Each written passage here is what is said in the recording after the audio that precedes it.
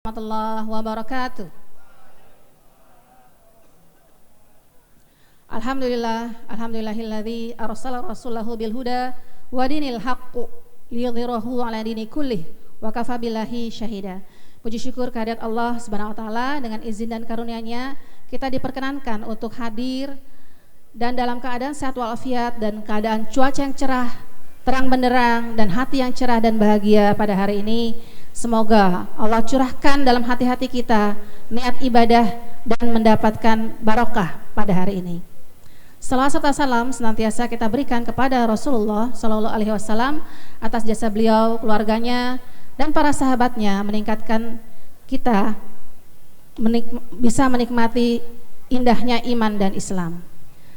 Anda sekalian, marilah kita buka kegiatan kita dengan sama-sama mengucap basmalah.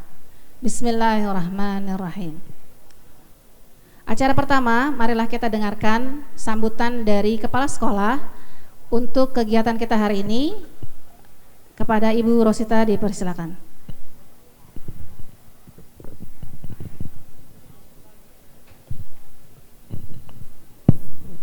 Bismillahirrahmanirrahim.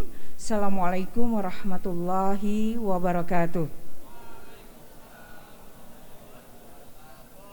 Bismillahirrahmanirrahim. Assalamualaikum warahmatullahi wabarakatuh. Alhamdulillah wa syukurillah wa la haula wa la quwata illa billahil alil azim. Alhamdulillah, segala puji hanyalah untuk Allah yang telah memberikan rahmat dan hidayahnya kepada kita semua, sehingga pada hari ini Ananda semua dari kelas 11 dengan 12 berkumpul di lapangan SMA Muhammadiyah 11 Jakarta dalam rangka Inspirasi Day. Segala puji hanyalah untuk Allah yang telah memberikan rahmat dan hidayahnya kepada kita semua. Saya ulangi, kepada kita semua, sehingga pada hari ini kita berkumpul dalam rangka Inspirasi Day bersama Muhammad Geza Albana. Tepuk tangan dulu dong. Alumni tahun 2008. Alumni tahun 2008. 14 tahun silam beliau ada di sini, dan hari ini berdiri di hadapan Ananda semua dalam rangka menginspirasi perjalanan karirnya 14 tahun yang lalu. Setelah dari Undip, kemudian melalang buana S2, kemudian melalang buana kaitan dengan karir. Ya.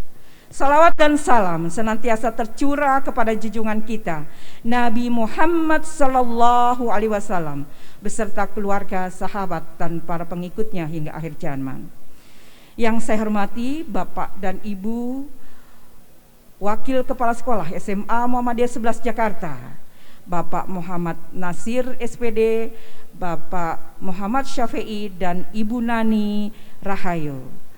Yang saya hormati Bapak dan Ibu Guru SMA Muhammadiyah 11 Jakarta yang senantiasa selalu menginspirasi anak-anak agar anak-anak berhasil di kemudian hari melalui sebuah proses pembelajaran yang ada di SMA Muhammadiyah 11 Jakarta. Yang saya hormati tim BK Bimbingan Kanseling SMA Muhammadiyah 11 Jakarta yang hari ini bekerja keras, berkoordinasi dengan wakil-wakil kepala sekolah untuk terselenggaranya Inspirasi Day. Dan anak-anakku sekalian yang Ibu cintai, alhamdulillah hari ini kita kedatangan Bapak Muhammad Geza Albana. Oh, enggak mau disebut Bapak karena belum menikah, ya. Ini yang cewek pasti dengar nih, belum menikah, ya. Bapak saya panggil Bapak dalam rangka penghormatan, ya. 14 tahun silam Geza Albana menjadi murid SMA Muhammadiyah 11 Jakarta. Masa-masa di SMA Muhammadiyah 11 Jakarta menginspirasi Geza untuk bisa sukses, ya. Saya yakin itu bisa sukses melalang buana di 14 tahun. Ya, nanti akan diceritakan oleh Geza. Anak-anakku sekalian, dengarkan dengan baik, menjadi sebuah perhatian untuk Ananda semua. Nanti pun dari salah satu dari Ananda atau semua Ananda akan menginspirasi adik-adiknya ya, setelah Ananda lulus dan setelah Ananda melalui sebuah proses pendewasaan sehingga matang untuk menjadi manusia yang bermanfaat. Ya, ikuti kegiatan ini dengan baik, jangan sambil tiduran, jangan terlalu santai untuk menghadapi hidup. Hari ini kalian bersusah-susah, tapi kedepannya kalian akan dimudahkan. Hari ini kalian santai, bersantai-santai, kedepannya kesulitan yang teramat sangat kalian akan dapat. Jadi kamu bisa memilih hari ini atau kedepannya Anda bersusah. Sekali lagi, hari ini bersusah, kedepannya kemudahan yang didapat. Hari ini bersantai, kesulitan yang akan kalian dapat. Terima kasih. Nasrun minallahi wa fatun qarib wa basyiril mu'minin. Wassalamualaikum warahmatullahi wabarakatuh. Terima kasih Ibu Rosita atas sambutannya. Selanjutnya marilah Ananda buka Al-Quran, ya. Kita akan tadarus bersama dan akan dipimpin oleh Bapak Ustadz Taufik. Kepada Ustadz Taufik dipersilakan. Silakan membuka Quran digital atau Qurannya surat Al-Mu'minun surat ke-23, ya, dari ayat 1. Silakan Pak. Gak apa-apa berdiri. Tes. Oke, bismillahirrahmanirrahim. Assalamualaikum warahmatullahi wabarakatuh. Oke, assalamualaikum warahmatullahi wabarakatuh. Semangat pagi.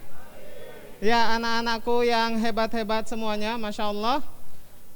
Insya Allah pagi hari ini kita akan membaca Al-Qurannya. Sekarang sebelum kita membaca Al-Quran sama-sama, Ustadz mau bertanya dulu. Sebelum Nabi Muhammad SAW, Sallu ala Nabi. Ya, Sallallahu Alaihi Wasallam. Sebelum Nabi Muhammad SAW diutus, nama-nama masa kehidupan ketika itu istilahnya apa? Betul, Masya Allah. Ya, ini anak-anakku ini luar biasa semua ini ya, Ustadz senang. Wes, ya, ya itu, ya, tapi nggak usah siul-siulannya. Ya, terima kasih. Itu zaman kejahiliahan teman-teman. Tetapi ketika Rasulullah SAW diutus kepada umat manusia, kira-kira Ustadz tanya sekarang, apa kesibukan Rasulullah SAW bersama para sahabat? Apa yang dipelajari? Sampai mereka dijuluki oleh Rasulullah SAW, khairul qarni ummati, sebaik-baik manusia, sebaik-baik kaum adalah umatku. Kira-kira apa sih yang mereka pelajari? Oh iya. Enggak apa-apa ini sebentar. Teman-teman, apa yang dipelajari oleh Rasulullah SAW bersama para sahabat? Apa yang disebutkan oleh keseharian mereka? Apakah belajar apa kira-kira? Panduannya Al-Qur'an, ya. Mereka menjadi umat terbaik dan tidak ada yang bisa menyamai para generasi sahabat.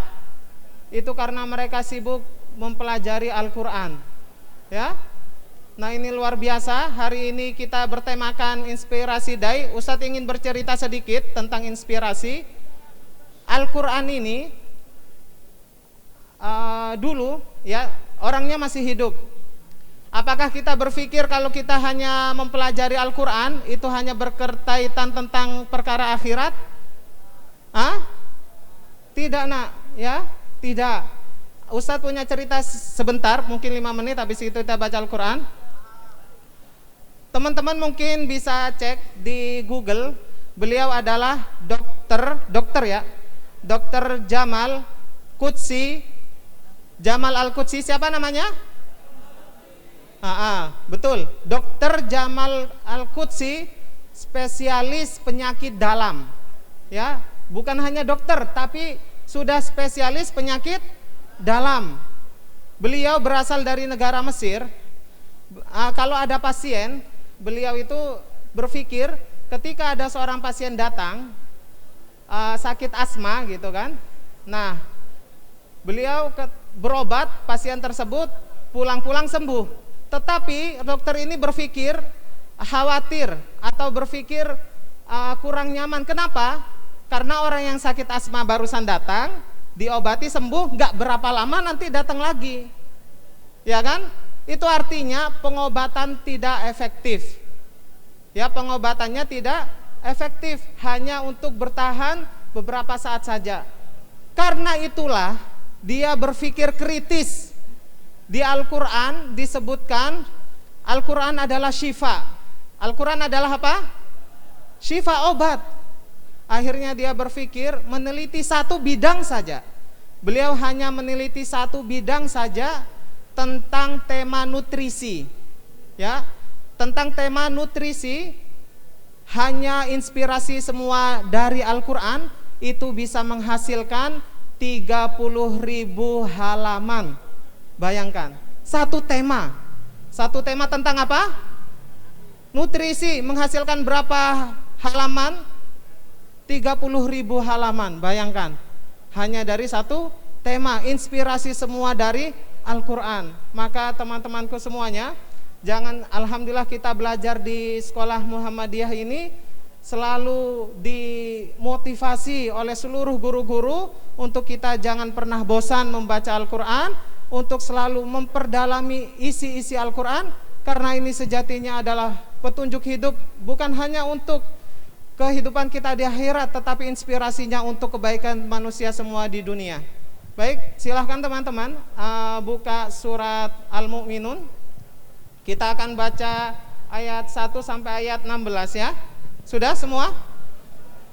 Ayat 1 sampai 16. Yang enggak membawa mushaf boleh membuka dari HP-nya. Surat apa? Ya, kita baca dari ayat 1 sampai 16. Kita mulai. A'udzu billahi minasy syaithanir rajim. Bismillahirrahmanirrahim. Qad aflahal mu'minun alladzina hum fi salatihim khashi'un walladzina hum 'anil lagwi mu'ridun walladzina hum lizzakati fa'ilun walladzina hum lifurujihim hafizun illa ala azwajihim aw ma malakat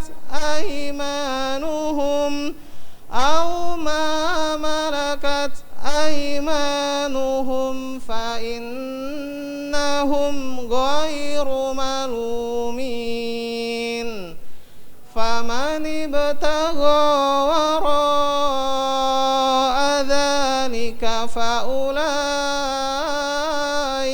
humul adun walladzina hum li amanatihim wa ahdihim ra'un walladzina hum ala salawatihim yuhafizun ulaika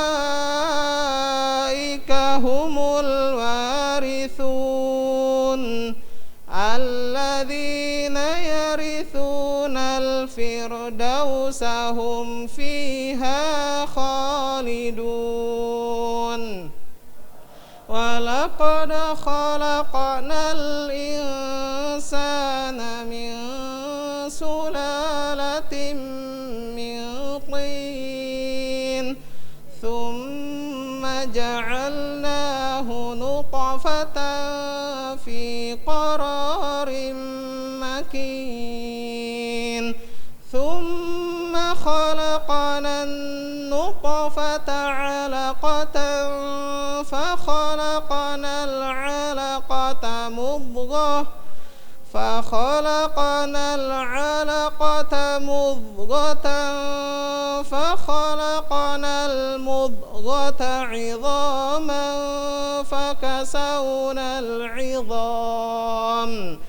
فكسونا العظام لحما ثم أنشأناه خلقا آخر فتبارك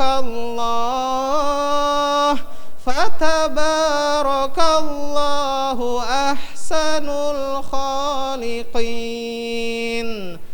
ثم إنكم بعد ذلك لميتون ثم إنكم بعد ذلك لميتون ثم إنكم يوم القيامة تبعثون صدق الله العظيم.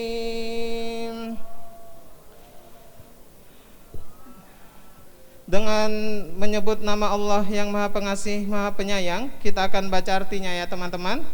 Semoga apa yang kita baca kita juga pahami, sehingga itu bisa betul-betul membentuk karakter hati kita dari apa yang diajarkan oleh Al-Quran. Di sini kita membaca tentang surat Al-Mu'minun. Al-Mu'minun artinya apa teman-teman? Orang-orang beriman. Dan luar biasa ayat ini Allah SWT langsung memberi statement, sungguh beruntunglah orang-orang yang beriman. Allah tidak berbicara tentang orang yang memiliki harta banyak, tapi justru Fir'aun, Qarun yang memiliki harta pangkat yang besar, tetapi mereka celaka selama-lamanya. Orang berimanlah yang beruntung. Maka kita bentuk hati kita menjadi orang-orang beriman. Orang-orang beriman itu apa sih? Orang-orang beriman itu sangat jelas didetailkan dalam surat ini karakternya. Yang pertama adalah yaitu orang-orang yang khusyuk dalam sholatnya.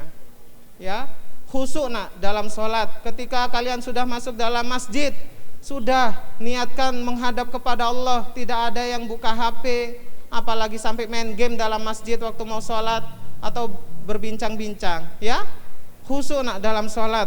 Inilah karakter orang beriman. Yang kedua, orang-orang yang menjauhkan diri dari perbuatan dan perkataan yang tidak berguna. Ini luar biasa karakter yang kedua. Ustadz ingin menjelaskan sekalian, ya. Ada orang menganggap bahwa berkata-kata yang di hadis Rasulullah SAW itu dijelaskan, al-la'inun la yashfa'una yaumal qiyamah. Rasulullah itu punya syafaat kelak untuk umatnya. Tetapi orang yang suka melaknat, orang yang suka berkata buruk, berkata-kata yang jelek, ya, Ustadz sering mendengar kata-kata yang nggak tahu di kalangan kalian itu kerasa biasa aja. Ada yang mengatakan, mohon maaf ya, anjir lah, anjing lah, astagfirullah. Atau ini Ustadz kasih contoh aja ya, kasih contoh. Nah, perkataan-perkataan ini kalau kalian anggap biasa dan itu sudah melekat dalam keseharian generasi muslim, bahaya nak. Tidak dapat syafaat kelak di hari kiamat, syafaatnya Rasulullah Sallallahu Alaihi Wasallam. Jadi mulai hari ini kita bentuk perbuatan dan ucapan kita yang nggak berguna aja, yang nggak berguna itu dihindari. Apalagi perkataan yang buruk, bukan karakter orang-orang beriman. Ya, jadi Ustadz harapkan tidak ada lagi yang menganggap biasa perkataan-perkataan yang buruk jadi keseharian dalam kalian ngobrol sama teman-temannya. Dampaknya kalian gak dapat syafaat. Yang mengatakan langsung Rasulullah SAW, al-la'inun la yashfa'una yaumal qiyamah. orang-orang suka melaknat, yang berkata-kata kotor dianggap biasa, gak dapat syafaatku kelak di hari kiamat, kata Rasulullah SAW. Kita lanjutkan selanjutnya.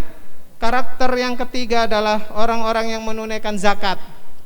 Ya, menunaikan zakat adalah karakter orang-orang beriman yang mereka beruntung, kata Allah, yang menciptakan kita loh, yang mengatakan sukses, ya, ini luar biasa. Dan yang keempat, orang yang memelihara kemaluannya, ya, menjaga dirinya tidak jatuh dalam perbuatan zina, ya, itulah karakter orang-orang beriman. Kecuali terhadap istri-istri mereka, Allah larang sesuatu, Allah larang hanya sedikit nak, tetapi Allah kasih jalan yang lain, ya, Allah kasih jalan yang lain untuk menyalurkannya, dan itu halal, yaitu dengan cara menikah. Makanya boleh berhubungan hanya dengan istri, ya, atau hamba sahaya. Hamba sahaya sekarang tidak ada, di zaman dahulu, ya, yang mereka miliki, maka sesungguhnya mereka tidak tercela.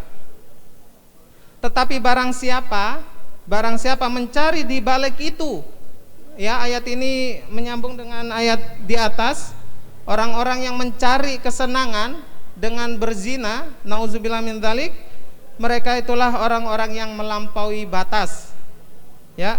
Bahkan dalam ayatnya, la taqrabuz zina, ini luar biasa ayatnya. Allah berfirman, apa teman-teman? La taqrabuz zina, bukan la taf'aluz zina. Artinya apa? La taqrabuz zina, jangan dekati zina, nah, ya, ya, jangan dekati zina, bukan jangan lakukan zina. Artinya apa? Dekati saja nggak boleh, karena zina adalah pusaran air. Sehebat apapun orang berenang, sehebat apapun orang itu kuat untuk menahan gelombang air, kalau sudah ketemu pusarannya keseret, nak. Makanya kenapa Allah berfirman tidak boleh mendekati zina. Unsur-unsur yang menjadikan seorang jatuh perbuatan zina itu sudah harus dihindari. Terus selanjutnya, orang-orang yang memelihara sholat, mereka inilah orang-orang yang akan mewarisi apa? Surga Firdaus, dan mereka kekal di dalamnya. Dan sungguh kami telah menciptakan manusia dari saripati yang berasal dari tanah. Ini Nabi Adam, ya, kalau kita bukan dari tanah. Kemudian kami menjadikan air mani yang disimpan dalam tempat yang kukuh dan rahim. Kemudian air mani itu kami jadikan suatu yang melekat. Ini tentang penciptaan manusia. Nanti teman-teman bisa lihat di surat Al-Mu'minun ayat 14. Lalu kemudian setelah itu sungguh kamu pasti akan mati. Teman-teman, kita semua akan mati, akan mempertanggungjawabkan apa yang kita lakukan kelak di hadapan Allah SWT. Maka kita harus berhati-hati. Dan yang terakhir, kemudian sungguh kamu akan dibangkitkan dari kuburmu pada hari kiamat. Maha benar Allah SWT atas segala firman-Nya. Terima kasih teman-temanku semua. Semoga Allah berikan kita keistiqomahan untuk menjadi orang-orang sukses, yaitu orang-orang yang beriman dengan karakter yang tadi kita sebutkan. Kita tutup dengan doa kafaratul majelis. Subhanakallahumma wa bihamdika asyhadu an la ilaha illa anta astaghfiruka wa atubu ilaik. Dan dilanjutkan dengan acara berikutnya. Terima kasih. Assalamualaikum warahmatullahi wabarakatuh. Terima kasih Ustadz Taufik. Baik, selanjutnya inilah yang kita tunggu-tunggu. Kita akan mendapatkan inspirasi, ya, yang banyak sekali, ya, dari kakak kelas kamu, alumni kita. Mari kita panggilkan Muhammad Geza Albana. Silakan untuk tampil ke depan. Muhammad Geza Albana adalah founder Gontex Kreatif, ya. Beliau, saya hanya bacakan sedikit saja, nanti kamu bisa lebih banyak. Education, ya, adalah pendidikannya. Setelah lulus SMA Muhammadiyah 11, beliau adalah masuk ke Universitas Diponegoro, ya, Bachelor of Economic and in Business, ya. Kemudian masuk, setelah itu melanjutkan S2 di tahun 2014 University of Chester UK, ya, 2014 sampai 2015 Postgraduate Program Management with Marketing. Oke. Saya nggak berlama-lama, silakan Kak Geza, kita panggil Kak Geza saja, boleh? Di sini boleh? Ya. Sambil duduk ya. Nah, nanti sambil mendengarkan saya edarkan absen, mohon ditanda tangan ya di paraf, boleh? Tari namanya. Mohon maaf.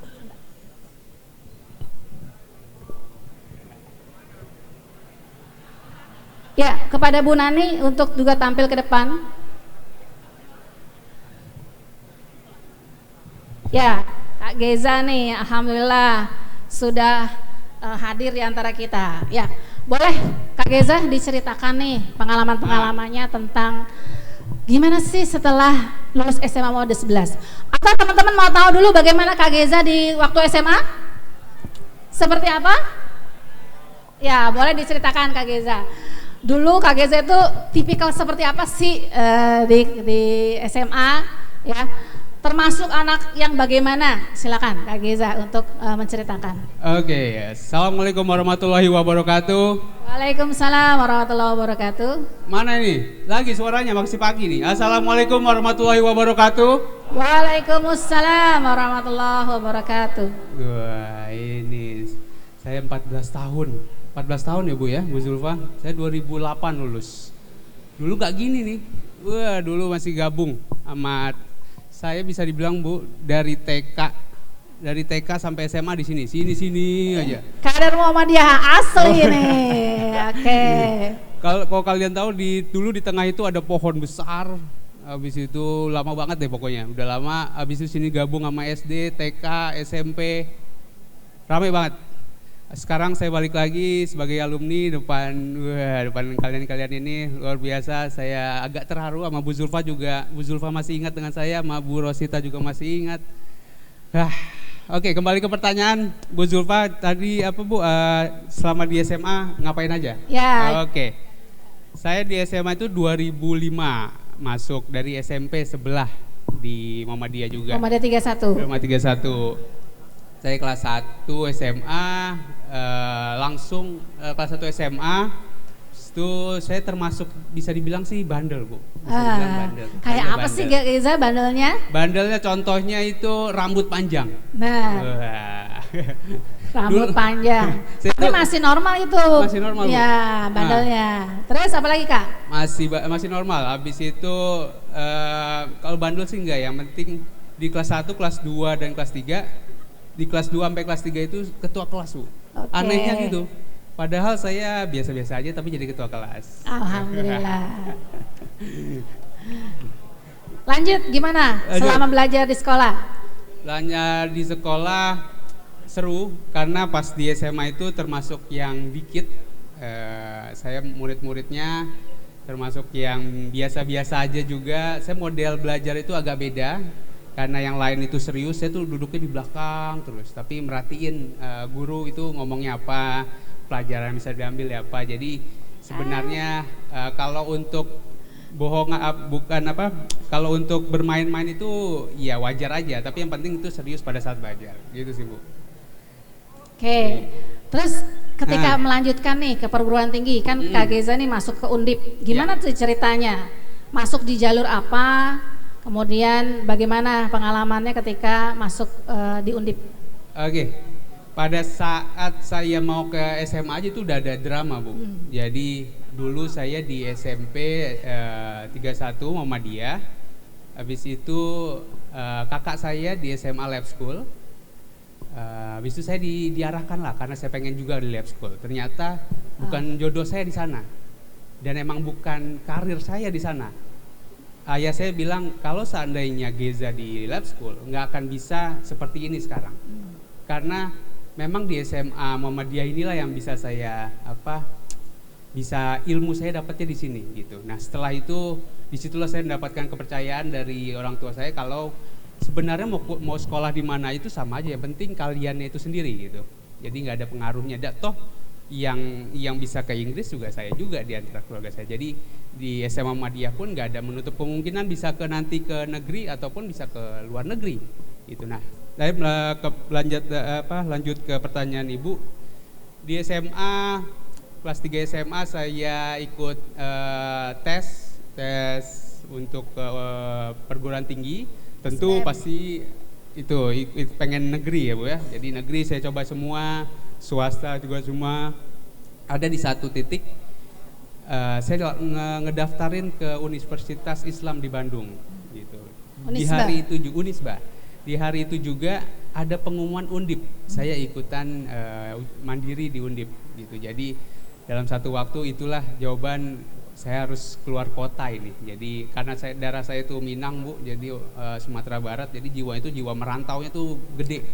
Jadi pada saat itu lanjutlah ke Undip. Jadi di Undip itulah termasuk yang bisa dihitung lah kalau dari SMA Muhammadiyah ini yang bisa ke Undip. Jadi disitulah rezeki saya bisa ke sana Bu.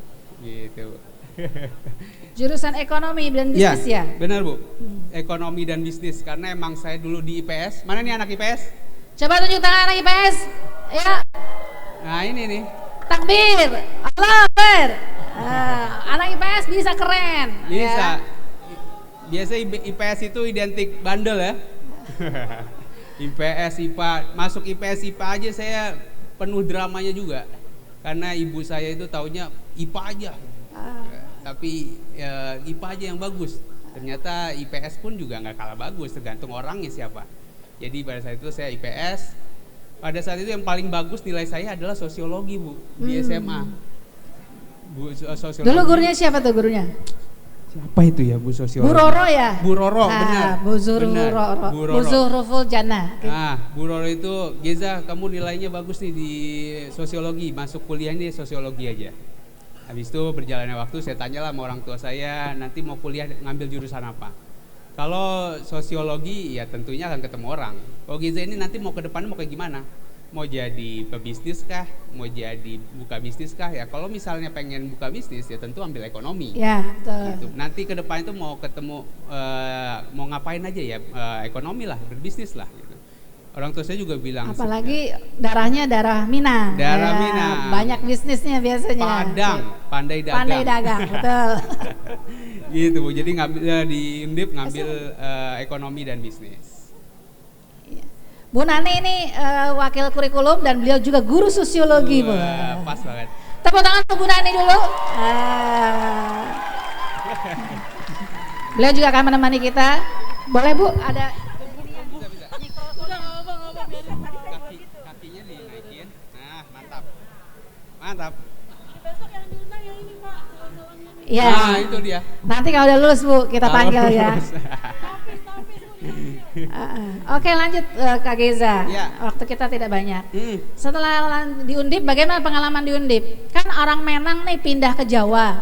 Nah makanannya itu kan beda ya. Banget. Orang Minang itu senang yang pedes-pedes. Begitu masuk ke Jawa di Semarang, Manis. Undip di mana Semarang ya? Ada yang nggak tahu sih, ada yang nggak tahu ya? Sudah tahu semua ya? Di Semarang itu kan senengnya manis-manis nih. Gimana nih Kak Geza menyesuaikan diri dengan kondisi di sana? Bener, saya walaupun Minang, Padang, lahir besar Jakarta, terus-terusan bisa lah bisa pedes. Bisa pedes. Bisa pedes, tapi nyampe ke Semarang itu beda lagi karena sana kecap, Ya. manis-manis Bu. Dan Gula yang merah. gula merah dan yang paling uniknya itu adalah kalau orang Jakarta ke Semarang itu terlihat hebat gitu. Jadi kalau kalian nanti bisa keluar kota itu harus bisa beradaptasi di sana. Kalau enggak, iya kalian karena tanggapan dari teman-teman sana kalau orang dari Jakarta itu pasti hebat-hebat gitu. Jadi kalian harus bisa menjaganya. Kalau enggak kalian akan dimusuhi di sana.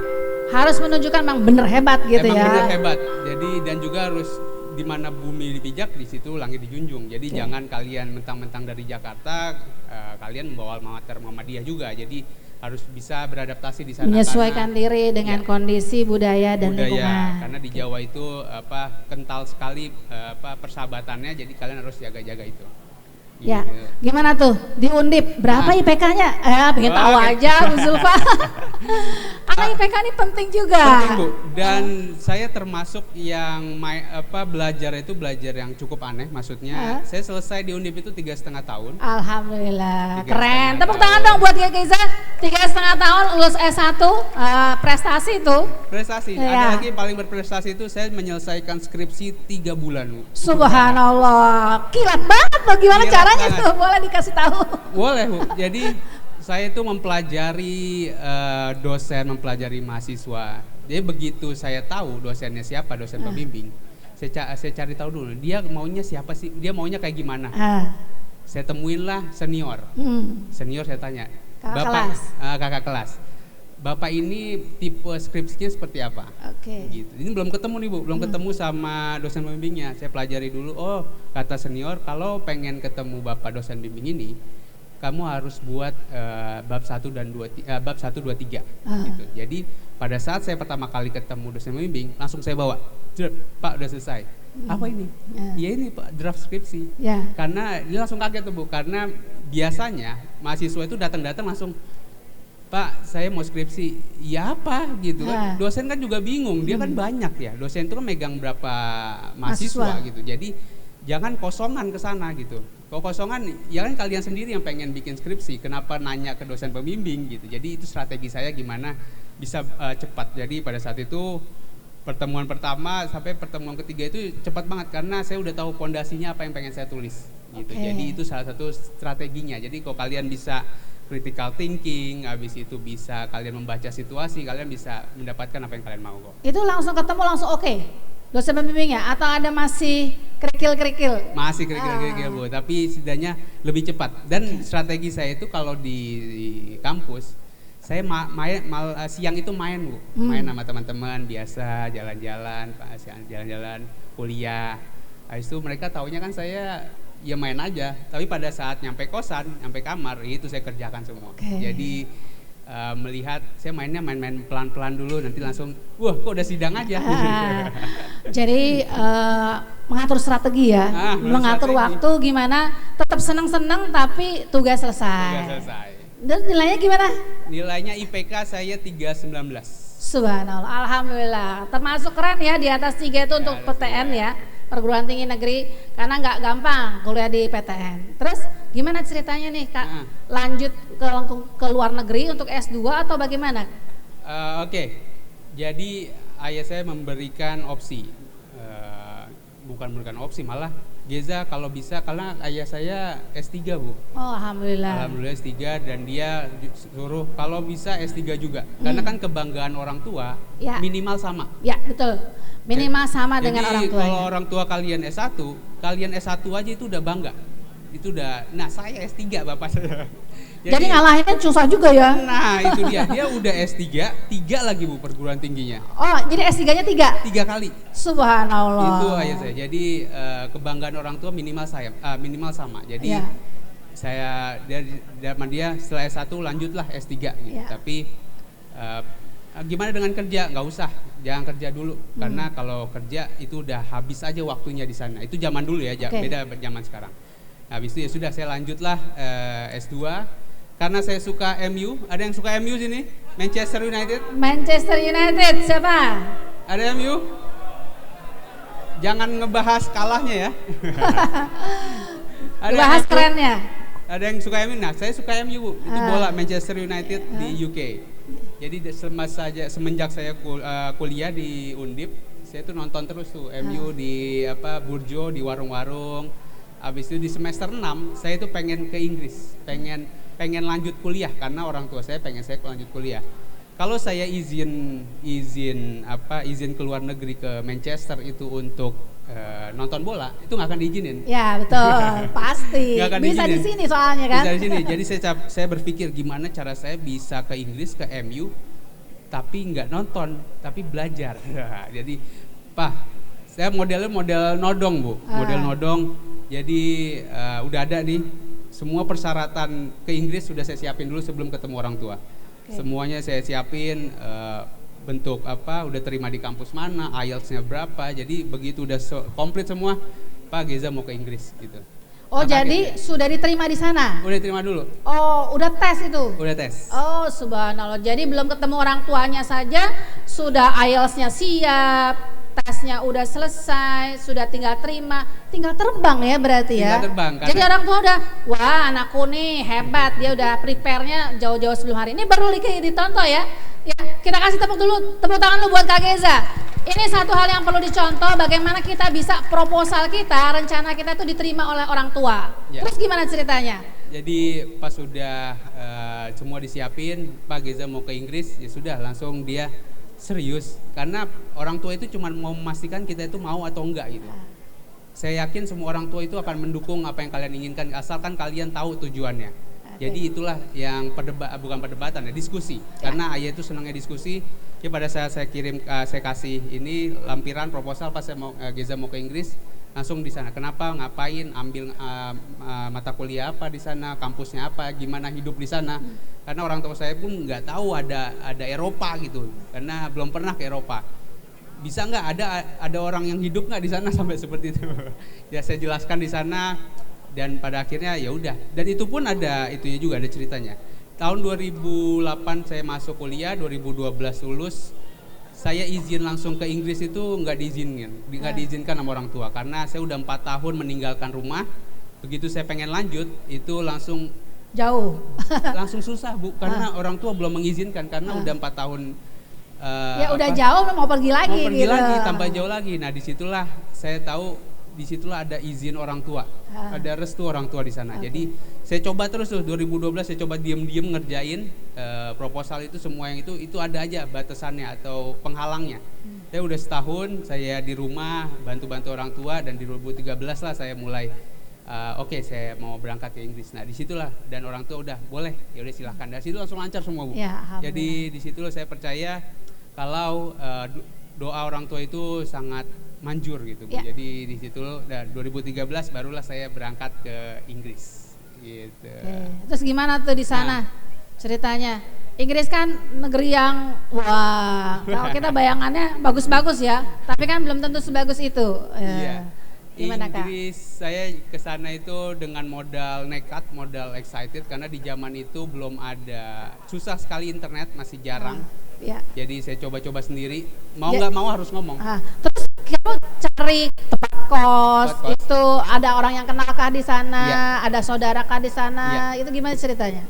Pas di Undip saya nyari semua tentang Inggris itu dan ke kampus. Nah di kampus itu dia ada namanya dorm itu dormitory, asrama. Ya. Nah disitulah asrama saya tanya-tanya. Oke, untuk pertama kali karena saya nggak tahu apa-apa, saya ke itu aja lah ke kampus. Coba referensikan tempat tinggal di sana. Jadi sudah satu paket. Jadi pada saat sampai ke Inggris, saya cuma ketemu kampus saja. Habis itu mereka akan membawa saya ke dormitorinya itu. Jadi disitulah enaknya pada saat dulu saya cuma lewat email aja dulu. Dulu belum ada Instagram, udah ada tapi belum sekeren sekarang. Habis itu WhatsApp saya nggak kenal orang-orang sana dan sampai sana pada akhirnya nyampe kampus, sampai tempat kos, langsung ke stadion. Nonton kah? Langsung. Jadi saya langsung nyampe kampus itu, nyampe di UK, langsung ke Manchester, lihat stadion MU, ya langsung ditelepon lah sama ayah. Sudah nyampe kampus belum Pak? Tapi udah nyampe stadion. Subhanallah. Cita-citanya langsung tercapai. Pengen ngeliat stadion. Gitu. Terus kan di situ nggak ada yang kenal ya. Gak ada yang kenal. Nah, gimana tuh perasaan kamu tuh? Apa takut kah atau ada rasa bagaimana cemas kah? Kok nggak ada yang kenal? Terus saya harus berbicara. Itu gimana tuh pengalaman pertama di sana? Oke. Ada namanya istilah culture shock ya. Jadi kita kaget sampai sana. Jam aja beda 6 jam dari Indonesia sama Inggris, beda 6 jam. Mau nelpon orang rumah juga masih tidur karena beda 6 jam. Di sana, nah saya di sana mulai nyari Facebook. Di Facebook saya ketiklah pelajar Indonesia. Ternyata di setiap negara, setiap kota itu ada namanya Persatuan Pelajar Indonesia, PPI. Saya gabung di sana, baru masuk langsung jadi ketua. Jadi langsung dipercaya gitu langsung ya. dipercaya. Dia udah ketua kelas, ketua PPI juga di sana. Persatuan Pelajar Indonesia. Buat kalian di sana itu perkumpulan mahasiswa itu ada namanya PPI, Persatuan Pelajar Indonesia. Nah di situ tempat orang kumpul-kumpul orang Indonesia, mahasiswa. Nah di situ ada. Dan disitulah saya bisa bertemu mereka dan tanya jawab mereka dan cari tahu gimana cara hidup di Liverpool. Oke. Gitu. Luar biasa ya. Jadi ternyata nggak sendirian ya Kak ya, begitu nyampe kontak Facebook PPI muncul gitu ya, dan langsung bisa bergabung. Nah, bagaimana dengan kedutaan? Ada hubungan juga datang ke kedutaan gitu? Oke, kalau dari kedutaan Liverpool kedutaan itu cuma ada di London, Bu. Saya di Liverpool, walaupun saya fansnya MU. Beda itu kalau di bola tuh Bu, MU sama Liverpool itu bagaikan Persib sama Persija. Ya. Gitu. Saya seperti kucing dengan tikus. Saya dukung MU tapi tinggal di Liverpool. Okay. Nah, gitu. Jadi kalau mau ke London itu sekitar 8 jam naik bus. Okay. Kalau bus itu lebih murah untuk mahasiswa. Jadi 8 jam dengan kedutaan, ketemu di sana, ya udah baik-baik aja. Bisa saya lapor diri karena ada lapor diri di sana. Ngasih tahu kalau kita ini dari Indonesia dan lagi kuliah di situ. Jadi di situ juga tempatnya kita untuk misalnya ada 17-an atau apa ya, Lebaran ya, kumpul-kumpul orang Indonesia di sana. Okay. 17 Agustus juga ya. Semua orang datang ke kedutaan untuk merayakan. Ya, baik Kak Geza. Sepertinya kita kasih dulu kesempatan nih teman-teman. Ada yang mau tanya nggak? Boleh. Tunjuk tangan, silakan. Perkenalkan namanya dan kelasnya untuk bertanya. Siapa yang mau bertanya? Ayo. Tentang perjalanan hidupnya Kak Geza. Sebelum kita lanjut tentang karir ya. Tadi kan pendidikan. Setelah ini nanti kan kita bahas tentang karirnya. Ada yang mau ditanyakan? Boleh. Silakan. Atau kita lanjut dulu tentang karirnya. Sepulang dari sana nih Kak, Kakak bisa langsung kerja atau bagaimana? Oke. Gitu. Untuk karirnya sampai saat ini kan Kakak nih udah banyak nih. Banyak Bu. Pekerjaannya nih, work experience-nya tuh udah macem-macem nih. Oke, silakan Kak. Di sana pun di Inggris saya kerja juga. Jadi memang orang tua saya dapat beasiswa tapi nggak full Bu dari kampus gitu. Jadi memang harus kerja di sana. Saya part time, saya jadi tukang pos.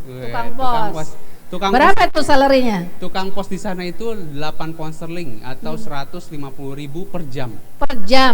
Hitung deh tuh berapa jam kerjanya. 150.000 kali kalau 5 jam kerja.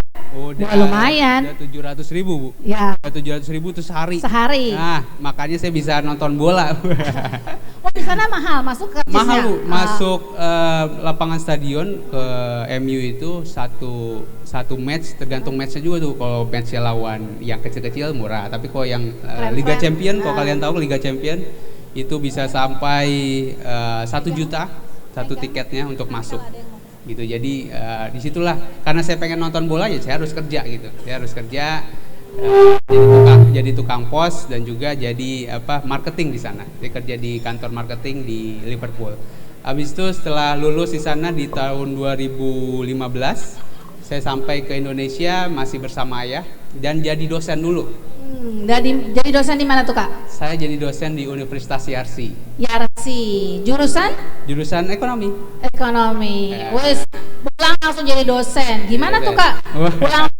Pulang terus duduk berdiri di depan mahasiswa untuk mengajar gitu kan? Tadi pengalamannya jadi marketing ya, tukang pos gitu. Ada gagap nggak gitu? Ada. Pada itu pengalaman pertama setelah lulus jadi dosen langsung kan. Dosen itu seru karena isinya mahasiswa dan saya termasuk yang paling muda di sana di Universitas Yarsi. Jadi cerita-cerita sana dan saya senang sosial media pada saat itu. Saya upload semua tentang kegiatan saya selama jadi dosen. Jadi kurang lebih saya cuma 1 tahun di Universitas Yarsi. Habis itu setelah di Universitas Yarsi adalah teman saya melihat saya aktif di sosial media. Saya ditarik ke Politeknik LP3I Jakarta. Jadi saya jadi dosen juga. Jadi dosen juga di sana selama 1 tahun. Tahun 2020 saya diangkat menjadi Kaprodi. Wow. Kepala Program Studi. Ya, cepet banget ya. Masih muda lagi, langsung Kaprodi. Di sana ada 4 mata kuliah, fakultas. Ya. Nah, fakultas saya yang paling muda di sana, hubungan masyarakat. Jadi saya jadi Kaprodi, kepala program studi, termasuk muda. Nah di sanalah buat kurikulum, ngatur dosen, ngatur mahasiswa. Kak, gimana caranya kok bisa jadi Kaprodi ya? Maksudnya begitu mudahnya orang mempercayai Kakak untuk jadi Kaprodi, kemudian bikin program-program. Kan biasanya tuh kalau Kaprodi itu bikin mata kuliah apa sih yang harus diambil oleh mahasiswa dari semester ini gitu. Kok bisa gitu Kakak tuh baru lulus fresh graduate ternyata langsung dipercaya tuh. Boleh Kak diceritain Kak? Jadi memang S2 dan pendidikan itu perlu, itu yang paling mudah untuk ditakar. Ya. Kalau kita menakar orang, saya kaya itu relatif. Tapi kalau misalnya saya sudah S1, S2 itu mudah ditakarnya. Oh, dan pemikiran itu akan beda, dan orang akan tahu kalau udah S2 itu ataupun S3, orang udah tahu kapabilitas kalian. Jadi kalau bisa, kalau kalian lanjutkan kuliah sampai setinggi-tingginya. Jadi disitulah saya melihat nilai plus saya, walaupun saya belum kerja, tapi dari sisi keilmuan itu dibutuhkan di Kaprodi. Dan juga pada saat itu pas banget di pandemi 2020, itu kurikulum saya rubah dengan gabungan hybrid dengan tatapan langsung sama online. Ya. Dan saya juga cukup mahir di online, jadi di situ ada program-program baru yang saya buat di Kaprodi sana. Jadi memang kalau ingin dilihat, kalian harus punya personal branding kalian dulu. Jadi personal branding. Ya, personal branding. Jadi kalian tahu siapa diri kalian, dan orang lain pun tahu siapa diri kalian. Jadi percaya, orang itu percaya dengan diri kalian, sehingga saya dipercayalah jadi Kaprodi pada saat itu, Bu. Oke, berapa lama tuh Kak jadi Kaprodi? Kaprodi kurang lebih 1,5 tahun. Ya, cuma 1,5 tahun. Terus setelah Ya. itu gimana? Setelah itu banyak lagi. Setelah jadi Kaprodi, saya ditawari jadi dosen tetap di sana. Maksudnya saya harus tetap di sana. Tapi saya tolak di sini karena saya melihat jadi dosen bukan ranah saya sebagai tetap di sana. Karena melihat dunia kreatif, saya senang dunia kreatif. Jadi dari sana saya selesai jadi Kaprodi, saya mencari melalang buana lagi, mencari rezeki tempat lain. Itu jadi pertama saya menjadi content creator di teknologi.id. Teknologi.id. Itu media. Media, oke. Jadi content creator. Bolehkah diceritain apa sih pekerjaan content creator itu? Content creator dan brand strategis. Karena kalau kalian ada HP kan ya? Kalau Ya. kalian Instagram ketik personal branding. Nah, nanti akan kelihatan ada siapa di sana gitu. Jadi ke Instagram personal branding. Kalian udah coba mana HP-nya? Coba kita dilihat. Ya. Silakan di IG ya, di IG. Instagram ketik personal branding. Oke, coba langsung dilihat. Tulisannya apa tuh di situ ntar? Ada. Apa yang kamu tulis? Apa kamu baca? Boleh maju satu orang? Boleh. Ada siapa di sana? Ada siapa? Ada nggak? Apa? Ada. Apa? Coba lihat. Boleh, maju ke depan. Boleh, maju. Ayo. Ayo Nafis, kita bikin personal branding Nafis, Muhammad Nafis. Ayo, mau nggak? Ayo. Jadi tahu kan personal branding? Oke. Masih malu, Bu. Masih Ya. malu. Jadi dari situlah begitu saya nge-upload di tahun 2020 itu saya mencoba untuk melihat apa yang bisa saya kerjakan, karena pada saat itu kan pandemi, saya nggak bisa ketemu orang, nggak bisa ngapa-ngapain. Jadi yang ada di tangan saya adalah handphone dan sosial media. Gimana bisa saya gunakan itu? Ya saya pakailah sosial media ini untuk membangun branding saya. Saya bikin bagaimana cara bikin konten, algoritma, habis itu semuanya tentang kreatif, dunia kreatif. Saya bikin sana dari 1.000 followers sampai 10.000 itu saya lakukan secara mandiri. Dan jadi sekarang followernya udah berapa? di Instagram 10.000, di TikTok 11.000. Wih, subhanallah, tepuk tangan buat Kak Deza.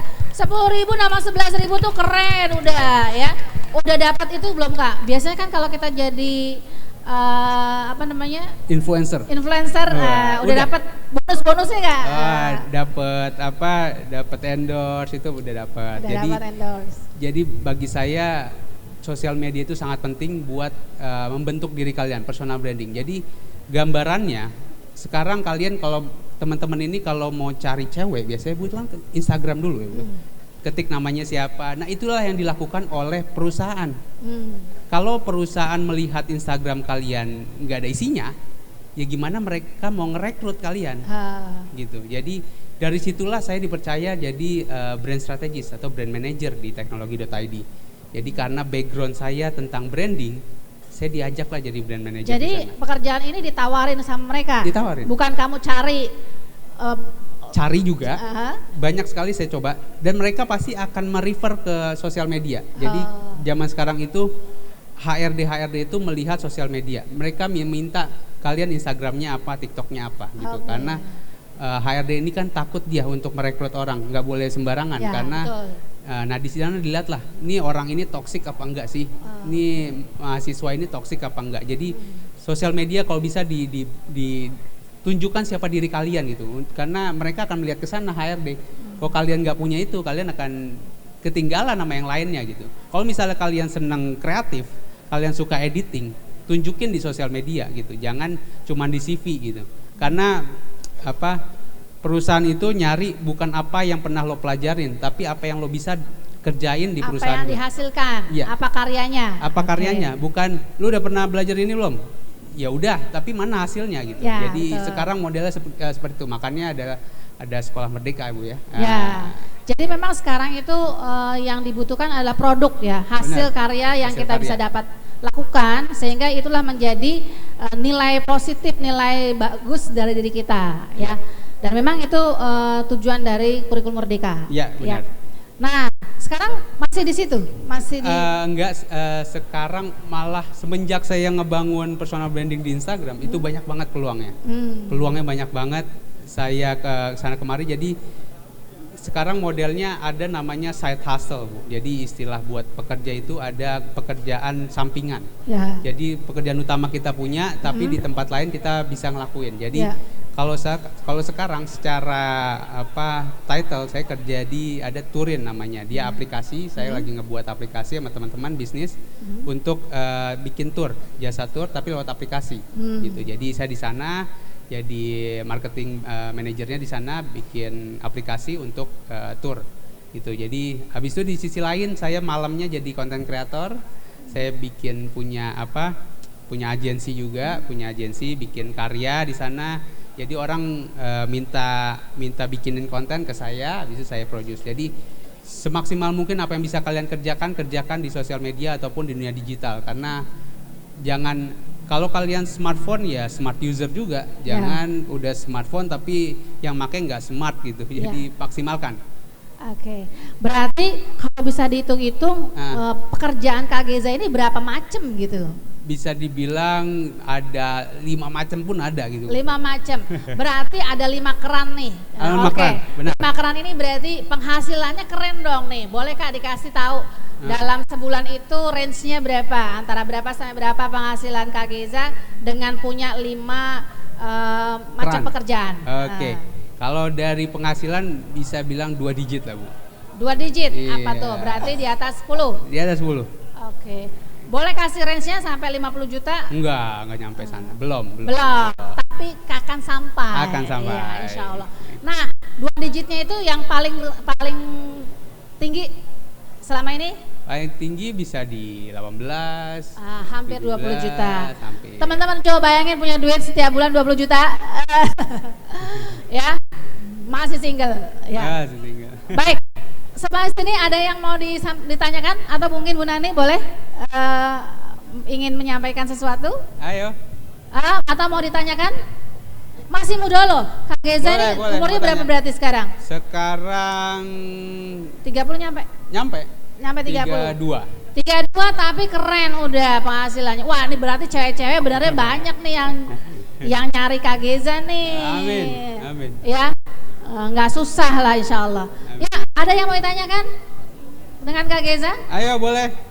Jangan nyesel nanti kalau udah pulang ya jadi pengen tanya tuh. Nah, tuh Bu, ada Bu. Oke, ya silakan. Nih, mantap. Maju. Ambil mikrofonnya. Ya, ini namanya Zaki kelas 11 Zaki. IPS. Mantap Zaki. Ya, silakan Zaki. Hello, sir. Halo. Yeah. I want to ask a question for you. Oke. In England, during young college, what experience you have? Like, you have friends from other country, Ya. beside Indonesian, Oke. and what's your first impression of studying in there? Oke. Okay, thank you. Oke, thank you. Terima kasih Ya Zaki. terima kasih Zaki. Oke, jadi tadi ada ya di teks di bawah sini artinya. Jadi buat teman-teman, saya pertanyaan kurang lebih ada nggak sih teman dari selain dari Indonesia, habis itu first impressionnya apa pada saat nyampe di Inggris gitu. Tentu banyak sekali teman dari sana, karena kata ayah saya, kalau mau kuliah di mana aja itu 1 tambah 1 itu tetap 2. Jadi mau kuliah di sini, mau kuliah di Inggris, mau kuliah di Jerman, 1 tambah 1 tetap 2. Yang membedakan adalah teman, relasi. Gitu. Jadi kalau kalian menempatkan diri kalian di relasi yang bagus, itu akan banyak sekali peluangnya. Jadi tentu di sana saya termasuk yang student yang banyak. Saya di dom itu 1 lantai isinya 5 negara. Oh subhanallah, berarti relasinya 5 negara nih. Kurang lebih, jadi emang kita orang Indonesia ada juga, tapi saya kalau ke kampus ya sama teman-teman yang sekelas. Habis itu ada dari Cina, dari Jepang, dari Arab gitu. Jadi banyak sekali teman-teman di sana. Jadi yang dicari adalah temennya, karena ilmunya kurang lebih sama aja kayak di Indonesia gitu. Dan habis itu first impressionnya kagok pastinya. Dan yang paling penting adalah jadi diri sendiri. Jangan, maksudnya di sini adalah karena kita kan Muslim ya. Kalau saya Muslim, kalian juga Muslim. Nyampe di sana itu teman-temannya kan ada yang non Muslim. Jadi sebisa mungkin ya siapa diri kalian aja. Kadang kalau dalam satu kosan itu kan ada 5 negara dan mereka itu terbiasa juga dengan alkohol berarti. Nah pada saat itu jangan, kalau misalnya kalian emang enggak, ya bilang enggak gitu. Kalau kalian coba-coba, kalian muntah ya kalian malah diketawain gitu. Jadi mereka respect kok dengan orang yang Muslim dan punya pendirian gitu. Jadi jangan kalian cuma mau gaya-gayaan, biasanya kan anak-anak muda kan gaya-gayaan ikutan. Saya juga bisa kok, saya juga bisa. Tapi kalau emang bukan kalian, jangan dicoba. Jadi sebisa mungkin kalian punya pendirian dan first impression itu ya menarik. Karena emang saya senang di Inggris, saya senang UK, jadi luar biasa. Gitu. Ya tepuk tangan buat Kak Geza. Ada lagi yang mau ditanyakan? Silakan. Boleh. Siapa? Ayo, banyak nih Kak Geza pengalamannya nih, ya. Mana lagi? Banyak hal yang bisa ditanya. Ayo, siapa lagi yang mau bertanya? Atau ada teman-teman yang mau ke luar negeri sekolah, studi di luar negeri? Nah, ini kesempatan tanya nih, ya. Karena Kak Geza punya pengalaman studi di luar. Ada yang mau ditanya? Ada lagi? Udah Ayo, pergi loh, nggak nanya. Udah kepanasan kali Bu. Dari tadi Bu Sulfa doang yang Mana? nanya. Mana cewek-cewek ada? Cewek-cewek. Melipir. Yang lagi ngonten bikin TikTok biasanya gitu Bu. Nah ya, anak-anak baik. Siapa yang mau tampil? Ada yang mau tanya? Mana?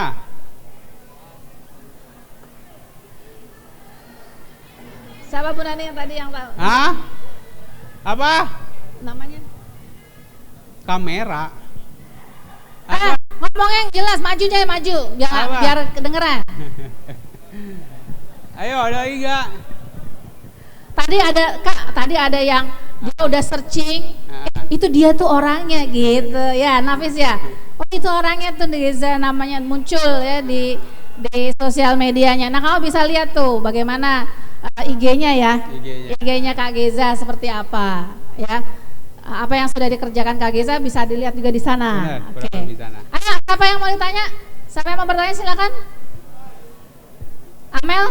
Amel, ya silakan Amel. Ya, maju ke depan. Biar kedengeran, suaranya kagak kedengeran dari situ. Kagak kedengeran. Ya, maju. Pakai mikrofon nih. Ini Amel Bu ya? Ya namanya Amelia. Dia sih kepinginnya kemarin ke sekolah kedinasan di STAN, tapi mungkin berubah pikiran nih, jangan-jangan karena ada Kak Geza cerita tentang luar negeri. Oke. Silakan Amel. Di luar negeri gitu kan, apalagi kayak negara-negara Eropa kan biaya hidupnya tuh gede ya Kak. Banget. Terus buat ngatasin biaya hidup yang tinggi gitu tuh gimana sih? Oke. Satu aja. Oke. Ya terima kasih Amel. Gimana Kak Geza? Biaya hidup. Jadi di Inggris itu lebih mata uangnya lebih mahal, itu pound sterling. Di zaman saya 1 pound sterling itu 20.000, 21.000. Itu berapa tahun yang lalu? Berapa tahun lalu? Ya. Jadi dolar aja 14.000, 15.000. Ini pound sterling hampir 20.000 pada zaman saya. Artinya sana ada Indomie juga Bu. Indomie yang kayak di sini itu harganya udah 10.000. Indomie 10.000. 10.000. Kalau di sini kan 10.000 udah pakai nasi, pakai telur, disuapin pula. Kalau 10.000. Kalau di sana 10.000 baru plastiknya aja, satu plastik. Nah itu emang mahal. Dan 1 liter air itu mahal juga sampai 15.000. Nah gimana caranya? Yaitu ya saya kerja di sana. Saya kerja sama saya buka dulu istilahnya just tip Bu, jasa titip. Jasa titip. Oh jadi di sana ada karena orang Indonesia ini pengen mencari hal-hal yang unik di Inggris. Jadi target konsumen saya adalah orang yang kolektor. Oke. Jadi dia yang pengen punya baju MU secara langsung ataupun sepatu.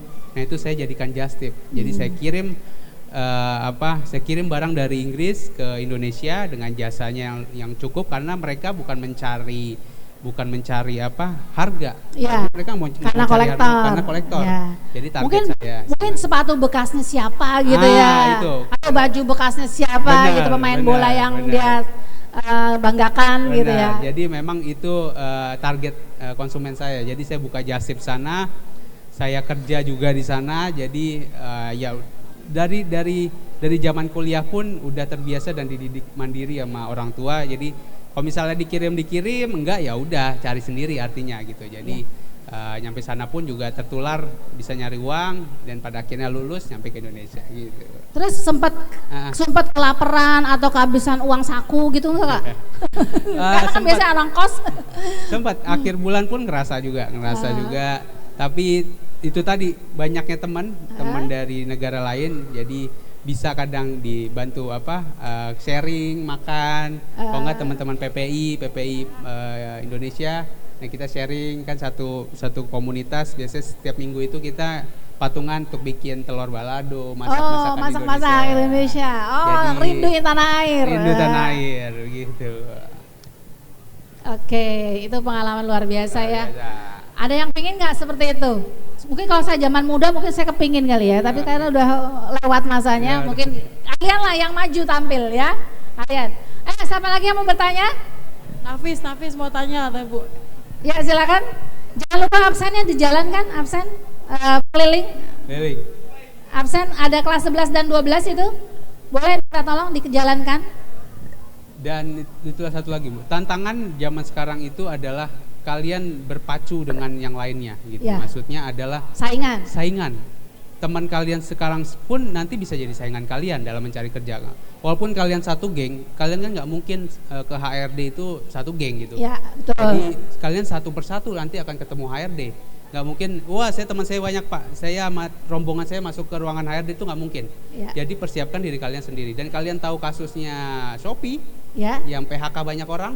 Jadi artinya kalian tuh nggak bisa berdamai ataupun kalian nggak bisa tenang di zaman sekarang. Karena kalau zaman dulu kan bapak ibu saya atau zaman dulu yang baby boomers itu kalau udah kerja itu bisa sampai 20 tahun. Sampai pensiun, sampai 60 tahun. Dan zaman sekarang itu nggak bisa. Jadi kalau kalian udah dapat kerjaan abis itu terlena, abis saya tiap bulan gajian kok dan kalian nggak mau upgrade diri kalian untuk belajar, itu bisa ketinggalan, langsung disikat itu sama perusahaan karena perusahaan butuh cepat gitu. Kalau kalian nggak bisa beradaptasi, kalian akan ketinggalan. Serius. Jadi zaman sekarang itu fast sekali ya, cepat sekali pergerakannya, dan kita harus senantiasa upgrade ya. Iya benar. Upgrade apa yang kita miliki, apa yang ilmu yang kita perlu kita harus miliki sehingga kita terus dipakai gitu. Istilahnya industri itu tetap meng-hire kita ya, menggaji kita untuk terus bertahan ya. Kalau nggak gitu turun. Ya.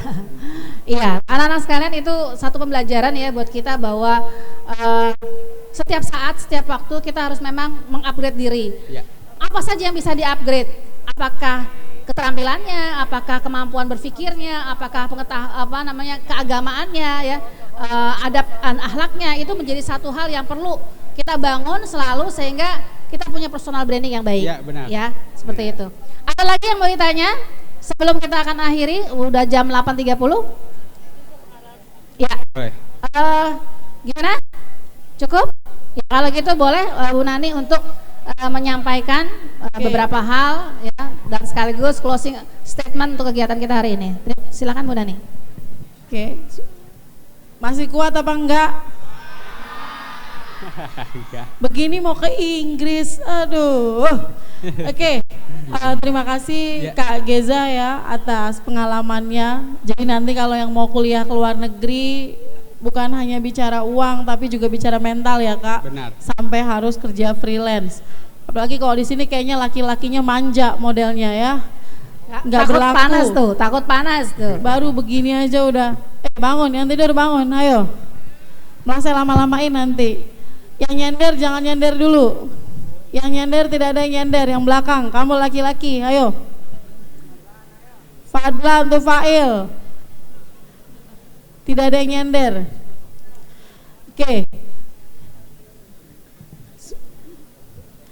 Jadi hari ini belajarnya tentang pengalaman dan gambaran nanti kalau ada yang mau kuliah di luar negeri. Ya, saya ulangi, bukan hanya masalah money, cuan, hepeng, tapi juga masalah mental. Jadi dari sekarang juga mentalnya dibentuk. Yang kelas 3 terutama, kamu bakal nganggur 5 bulan tuh, pikirin tuh. Jangan jadi beban orang tua lo, makan tidur doang tuh. Sumpek liatnya ntar. Jadi mikir, oke? Ngerokok lagi. Begini ke London coba. Oke. Hari ini Inspiration Day untuk kelas 11 dan 12. Alhamdulillah berjalan dengan lancar walaupun memang ditemani dengan terik cuaca yang panas ya. Kalau di Inggris dulu paling panas berapa derajat? Sana paling panas itu 10 derajat. 10 derajat, wow. 15 derajat. Di sini 30 derajat aja udah kepanasan. Ya. Oke. Tapi masih pagi Bu Nani, masih 8.30 nih masih sehat. Masih sehat, 8.30 masih sehat. Jadi kalau ditambah 1 jam lagi masih kuat lah Bu ya. Asal jam 2 siang. Habis ini dilanjut untuk kelas 11 dan 12 yang mengikuti Inspiration Day. Anda silakan sholat duha. Nanti ditemani Ustadz Taufik dengan Ustadz Sadarman. Ya Bapak mohon ditemani. Nah, ada Pak Hesmi juga selaku guru BK. Dan mohon yang perempuan duduk semua dulu. Yang perempuan yang di kiri duduk dulu. Oke, rapi dulu. Duduk. Ambil inti dari pengalaman Kak Geza tadi bagaimana hidup di luar negeri. Mungkin buat kalian sekarang masuk kuping kanan keluar kuping kiri, tapi nanti suatu saat kalian akan tahu yang namanya hidup ya kayak gitu ya, apalagi hidup di negara orang.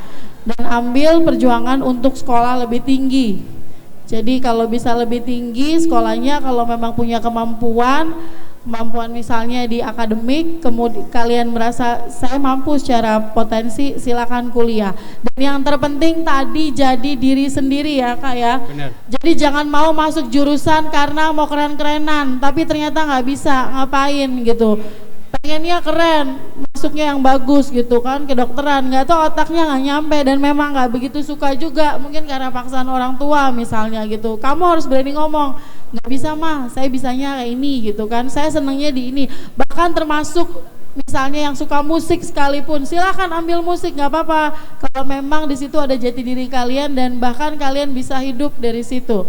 Oke? Bisa didengarkan semua? Terutama kelas 3, kelas 3 waktumu sebentar lagi mau ujian. Biar lulus, biar cepat. Oke Kak Geza, Bu Zulfa, terima kasih untuk acara hari ini. Dan terima kasih terutama juga buat anak-anak semua walaupun panas-panasan.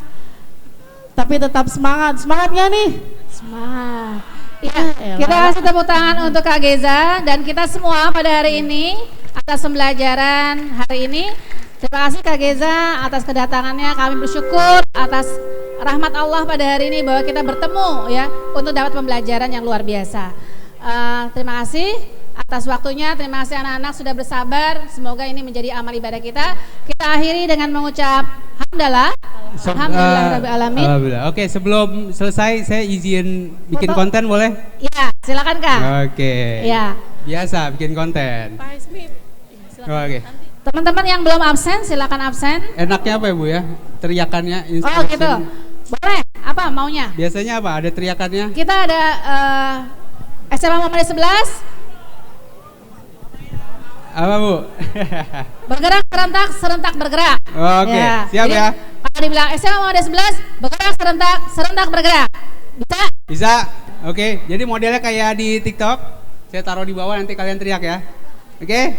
Siap ya? Ayo cepetan ikutin. Oke. Siapa tahu FYP ntar. Siapa Ayo. tahu, siapa tahu. Siapa Oke. tahu FYP.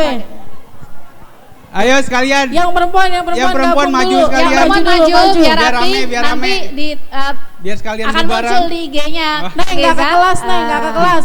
Maju. Ayo, duduknya Biar maju cepat biar rapi. selesai. Ayo.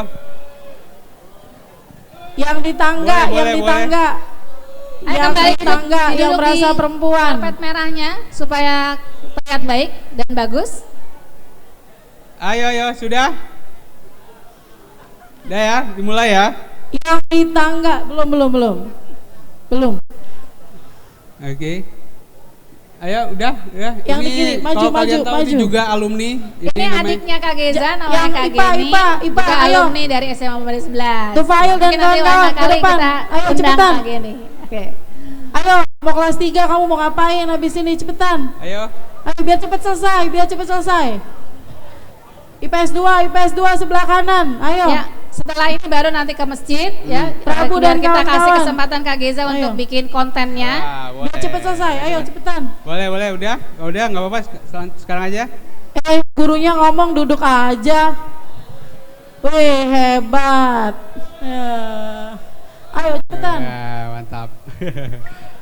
Jadi nanti saya bilang SMA Muhammadiyah 11, kalian teriak ya tadi ya. Serentak bergerak serentak. Bergerak serentak, serentak bergerak. Oke, siap. Oke, sudah mulai. Latihan dulu ya, latihan. Siap. Iya, sama-sama Bu. SMA 11. Oke, saya juga salah nyebut SMA Muhammadiyah 11. SMA Muhammadiyah 11. Salah. SMA Muhammadiyah 11 bergerak serentak, Oke. serentak bergerak. Tangannya ke atas ngepel. Boleh. Ya, ngepel semua. Bergerak serentak, serentak bergerak. Ya. Oke, kita coba sekali lagi. SMA Muhammadiyah 11, roh bangun. Oke, terima kasih banyak. Terima kasih. Oke, assalamualaikum warahmatullahi wabarakatuh. Sukses.